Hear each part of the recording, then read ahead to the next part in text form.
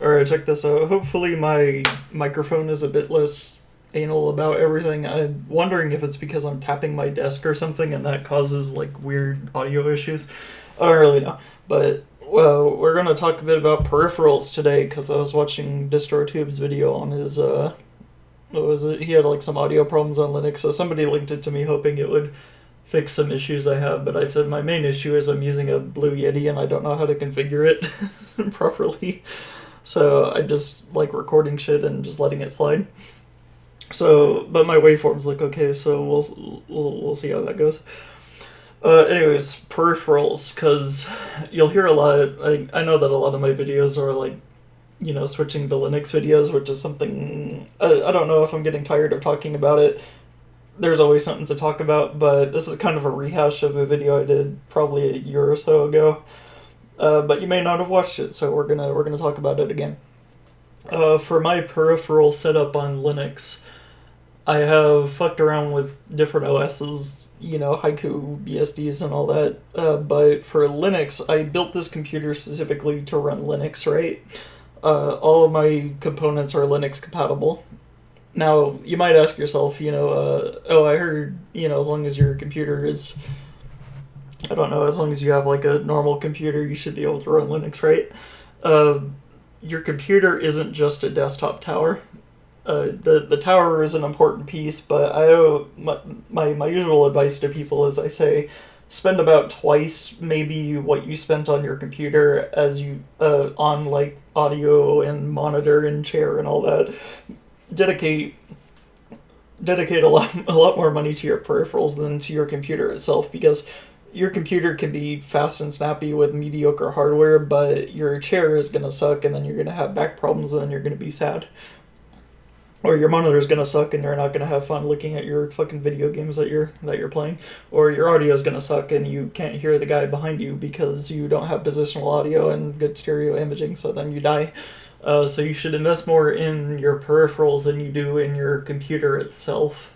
That's probably a hot take, but that's what we're going with right now.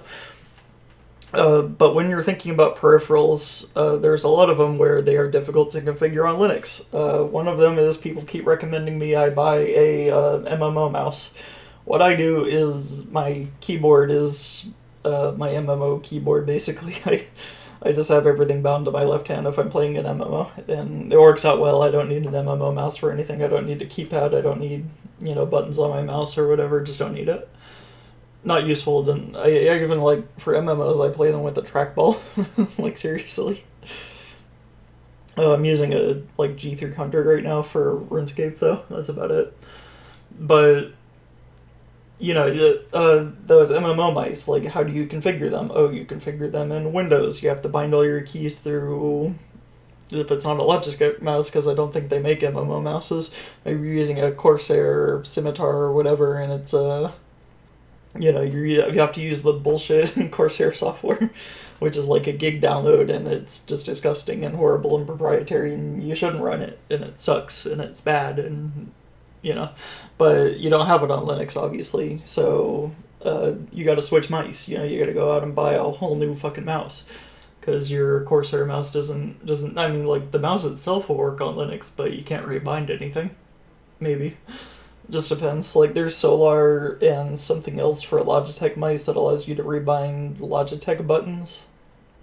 But that's Logitech, so if you don't want a Logitech mouse because you don't like double-clicking, or you don't like your scroll wheel scratching, or whatever, whatever it is, you just don't like Logitech for some reason, then, what kind of mouse are you going to buy?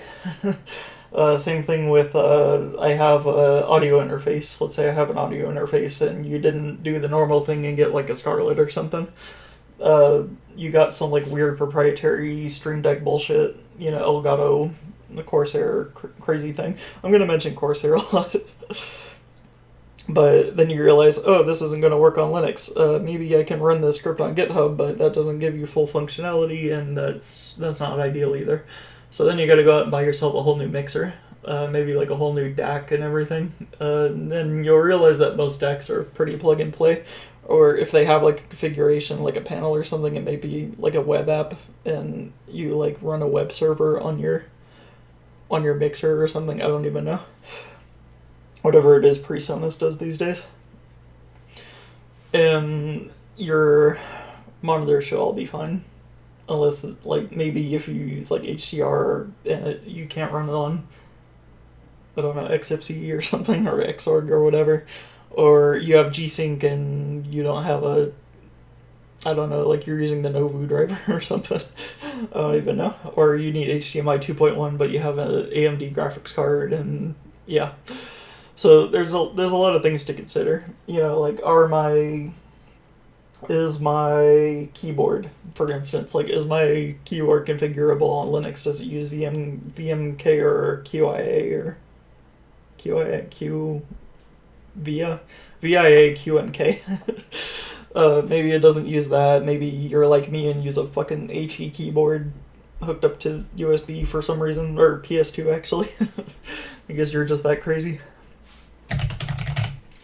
But yeah, there's a lot of things to consider, right? And so when you're telling people, you know, about Linux, you know, you're like, oh yeah, you can switch, but I only really know what's in your desktop. You know, you posted me your system specs. I can see you have a computer. And these days, pretty much any computer is going to run Linux, like, let's be real. Even if you have NVIDIA, it's going to run Linux. You might just have to, if it's like a 10-year-old graphics card, you might need to run Xorg. But for the most part, you know, your computer is going to run Linux. That's not what you have to worry about. It's everything else around your computer that you have to worry about. And so, you know, that's something to consider. It's just like you have to ask people, what's your setup? Not only what software do you use, but what kind of hardware do you use? Because that may end up costing you a bit of money in the long term. Or no, actually in the short term.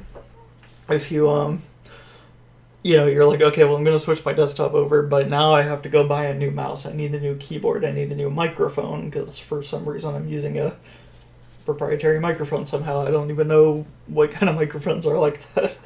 Maybe it's on your interface, I don't know. But maybe your printer sucks on Linux. Like, I actually had that problem with the Brother printer, ironically. It was, I had to use like a reverse engineered BR laser driver to get functionality, and so I ended up actually selling that printer, and he got me a newer Brother that just works. I think I even just use it over the network, I think. Yeah, I could actually, it's kind of cool, I can use Google Print now, so I can print things from my phone, which is actually pretty nice. Like, if I'm, oh, sorry about that waveform, just peeked the fuck out of that. But yeah, actually being able to print from your phone is kind of cool, kind of snazzy.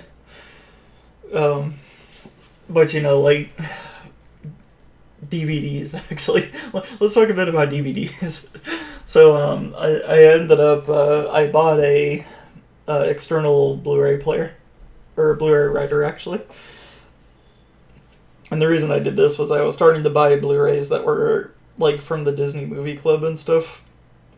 And it was hard to find torrents of them, so I was like, fuck it, I'll buy the Blu-ray and I'll rip it myself, and whatever.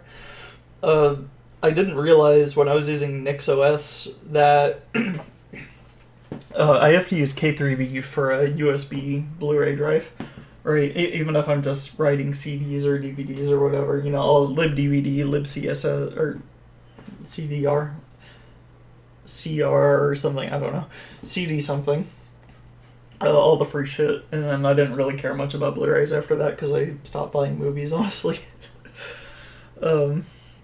But I noticed that on NixOS, and this was like a big crux of why I didn't end up sticking with NixOS besides systemd, was for this DVD drive to work, if you have an internal one hooked up by a SATA, it's really easy. It can just like connect through K3B really easily, or you can even use another tool that doesn't support USB.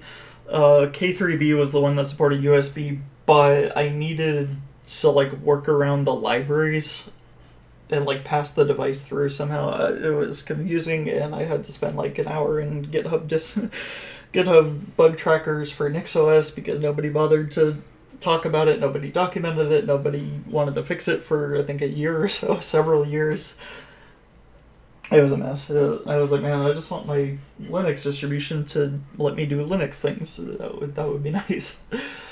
But usually you're not going to recommend NixOS to a new user unless like maybe you're Primogen or something and you're recommending OMRT for whatever reason to new users.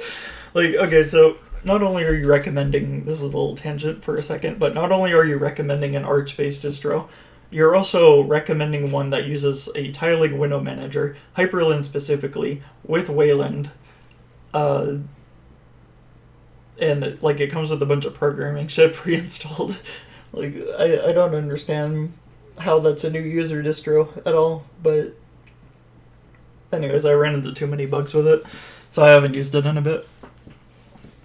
I might install it on a laptop just to fuck around with it some more, because somebody did actually donate me a laptop to run Omarchi on, and I've got a ThinkPad coming in soon that, hopefully tomorrow, geez, like it's been a while, that will, I'm probably going to do Geeks, speaking of NixOS, so I'm going to try to learn Geeks. We'll see what happens. That's going to be a quarantined machine though, like probably not a daily driver of any sort, but that's my little LARP, is I want to learn Geeks. So back to peripherals though, like, so you do actually have to pay attention to what you're buying. I know that we want everything to be like all hunky-dory, you know, and like you can just switch to Linux on your desktop and everything just works out of the box. But there's a lot of shit you can buy for computers that is not out of the box and probably will never work and shouldn't work, you know? And that's kind of where we're at.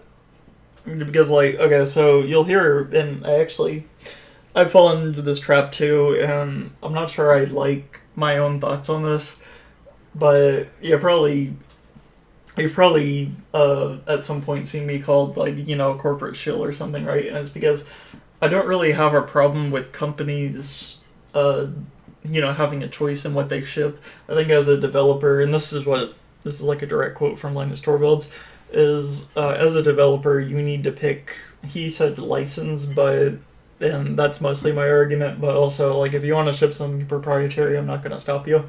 It's just I may not use it, you know, and I may not want other people to use it, like Windows, you know, I don't want anybody to use Windows, but I'm not against Windows existing, you know. Like, if you want to ship Windows, you can ship Windows, like, I can't do anything about that. It's your company. You can do whatever you want, you know.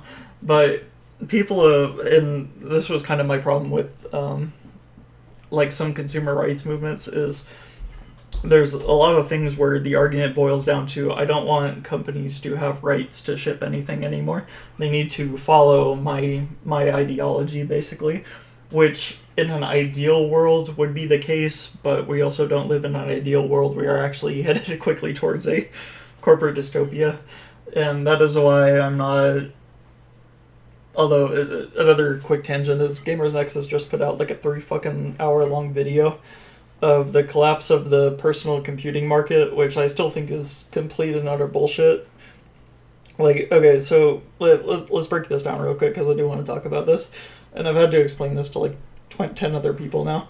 So just because you cannot buy a $4,000 graphics card does not mean that you cannot buy a computer. Just because RAM, like, okay, I just bought 16 gigs of DDR4 SODIMM for $30. So the price is fucking astronomical, man. I mean, like, shit, I can't afford that. I can't afford $30 for RAM, man. That's so fucking much. Holy shit. You know, like, oh my fucking god, I'm never gonna be able to buy a computer. Then I check Amazon, and I'm like, okay, I need a light gaming computer. You know, somebody asked, like, oh, what do I get for light gaming? You know, I play fucking Roblox and Minecraft. So I look online, and I look up a gaming laptop. And first results I get are like $300, $400. Maybe 500 if you're feeling good, you know. 16 gigs of RAM, maybe 256 SSD, Ryzen 2, you know, nothing special. They'll say, oh, fuck that Ryzen 2 shit, man, I need a Intel 256K or whatever the fuck the new things are, Ultra, you know, Intel Ultra. And I'm like, what the fuck, man? Like, you're playing Minecraft and Roblox, like, dude, you don't need a high-end gaming machine for this. Like, there is such thing as light gaming. There is such thing as playing indie games, you know, and let's say you're not even a gamer. You know, this is what I just told somebody today is, my mom uses a old Acer laptop running Windows 10, right? I've put Linux on her machines before, and I probably will put Linux on this one too, at some point. but I don't really give enough of a fuck about her computer right now to bother with it. She just uses Windows 10, and I don't care. But anyway, she uses like an old Acer laptop, and I was trying to explain to somebody, yeah, I regularly, like, the laptops that I actually sell are not high-end machines. They're not even new machines. People are actually asking me for older machines because they're cheap, you know? They're like, yeah, I don't mind having a mini PC with a Pentium 4 in it on a 1 terabyte hard drive, maybe like a 128 gig SSD or something. Like, I'm fine with that because what I'm going to do with it is check my fucking email, you know? And so I can sell these machines. Why is my cat clawing at my shirt? Anyways, so I can sell these machines a lot easier than I can sell a newer machine. And people will say, you know, that personal computing must die because, I don't know. Like, I don't even know, because, like, high-end PCs cost a lot more than they did. It's not even that, like, mid-range PCs cost more than they did. You can still go out, you can go to Micro Center, you can pick up a computer for $300. It's not going to be $5,000 gaming PC. You're not going to get NVIDIA RTX 4090, or whatever the fuck is out these days. You know, 5090 fucking Radeon 9700 XT, whatever the fuck. You know, you're not going to get that. You're going to get a i5, you're going to get maybe 816 gigs of RAM, you're going to get a 256 gig SSD, and you're going to be happy with it because you're fucking checking your email, and you're doing basic web browsing. So, like, what do you need a high-end machine for? This is not the death of personal fucking computing. Okay, this is not the death of computing. I don't care, you know, like, okay, so they'll say, you know, like, okay, well, check the statistics, you know, check the graph. It goes really up really fast. And I'm like, okay, cool, but if you know anything about economics, you know that the graph does not just continuously go up for fucking ever. Like, eventually it will correct and it will go down. Like, okay, so, like, what do you think if, like, just nobody could sell a fucking computer anymore?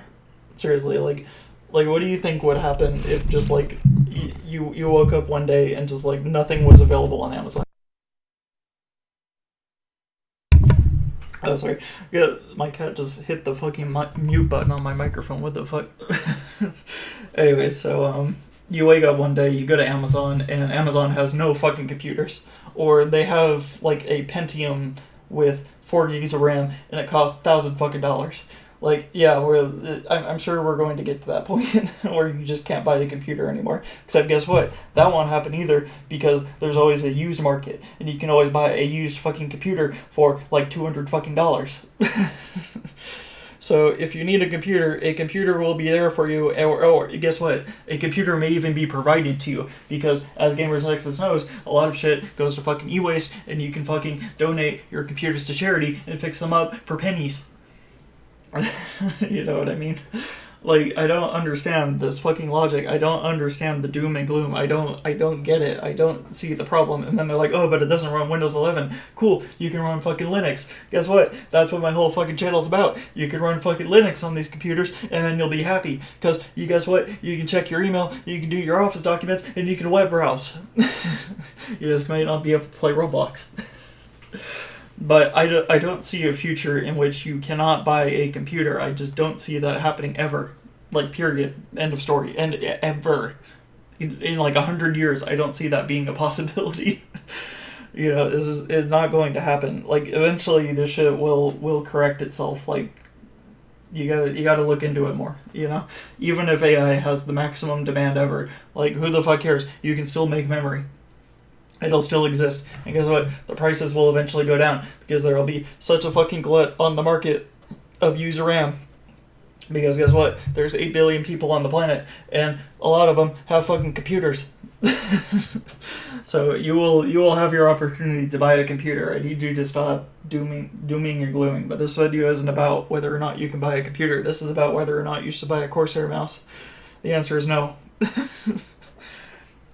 But anyways, yeah, think about your peripherals a bit. Just be like, you know, don't be afraid to drop $40 on a new mouse, or, you know, $100 on an interface, maybe 80. You know, like, make your system comfortable with Linux. You know, don't try to fucking force your way around it. Don't try to use hacky workarounds to get your Elgato shit working. there exists, like, for pretty much any use case, there is a Linux equivalent for it as far as like peripherals go. You know, you can get whatever microphone you want. You can get whatever interface you want. You can get whatever mouse you want. You can get whatever keyboard you want. You can get whatever monitor you want. You can get whatever speakers you want. You can get whatever headphones you want. It'll work. I just have to be a bit more careful with what you buy, because that was my whole point. Is just that as we're making this transition and more people are switching, you will run into people who are like, okay, well, what do I do for my mouse? What do I do for my keyboard? What do I do for my headphones? What do I do for anything? And all you're gonna do is you're gonna look at their desktop tower and you're gonna be like, well, your tower's good. I think you'll be good. And that's true to an extent, but again, like, just you may have to remind people, hey, your Elgato shit, your Corsair shit's not gonna fly. you know. Like that. Maybe your printer's not going to work. Like if you have a USB like printer and it's an HP or a Canon or something, I don't even know. Like it should work. Printer should work, but they may not. And I mentioned that today. I said, I will pay a bit more for freedom. I won't pay a lot for freedom. I'm not going to pay like $1,000 for a laptop just because why the fuck would I pay $1,000 for a laptop? But I will pay $300 for a ThinkPad with LibreBoot. I'll spend that, okay, to skip the LibreBoot process because I did fuck up my W541 last time I tried to LibreBoot a cat. You are about to get your tail run over by my wheel and you're going to be pissed off. Anyways. So, like, I will pay a bit more for a mouse that is Linux compatible. I will pay a bit more for a keyboard that doesn't have fucking RGB bullshit on it. Actually, this keyboard only costs $60. If you ever want like the best mechanical keyboard that has a bit of chattering issues, look up the RT101 Plus on eBay. And what that is, it's a Space Invaders keyboard made by High Tech. They're super underrated. They're like amazing keyboards. They're like $60 these days, tested and all that. So if you ever want to pick up a good mechanical keyboard, those actually sound pretty good. They're pretty nice, Just sometimes they have issues, but whatever. Anyways, again, off on a tangent. Yeah, just remember that when you're, because like, okay, so when I was thinking about like a Libre distro, right? It's like kind of on the topic of the last video. I was like, okay, well, my Wi-Fi card is not going to work. What am I going to do instead? And the answer is probably going to be temporarily use a Realtek, whatever that company is called. Anyways, they have like a little USB Wi-Fi, and I'm going to use that to at least install Geeks, and then probably switch to non-Geeks, because they even said on the Geeks channel to just install non-Geeks for Wi-Fi. And I'm like, sure, whatever, okay. As long as I'm not forfeiting anything. But Linux in general, you have a kernel and you have Linux firmware, which should support most everything, just it's your configuration that may not work correctly. But devices, for the most part, you should be able to use with like standard features, I don't know. Same thing with like, you get a 3D printer, how good is the Linux compatibility? You get a laptop, how good is the Linux compatibility? For the most part, your computer is not the issue. It's everything around your computer. That's kind of what I wanted to get at. Alright, see you guys later. Bye.